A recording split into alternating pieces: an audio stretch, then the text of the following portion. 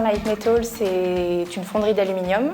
Donc on réalise des pièces en aluminium avec des noyaux de sable à destination des grands noms de l'industrie automobile.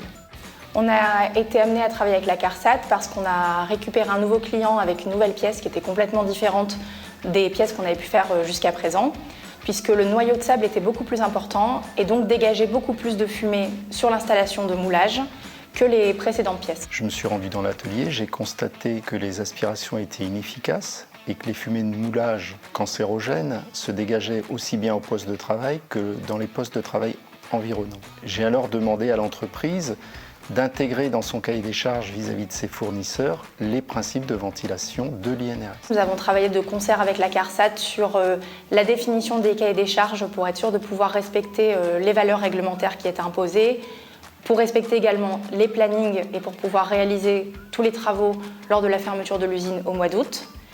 Et puis de définir également quels étaient les équipements de protection individuels ou collectifs à mettre en place en attendant que l'installation soit effective. Depuis l'installation des aspirations, nous n'avons plus eu de dégagement de fumée sur la zone de production ainsi que sur l'ensemble du hall de production. Le ressenti des gens dans l'atelier, c'est qu'il y a un confort de travail qui est accru. Il n'y a plus de gêne visuelle parce que ça pouvait piquer un petit peu les yeux de temps en temps en fonction du vent qu'il peut y avoir dans l'atelier. Un confort de travail, c'est ce qui est essentiel.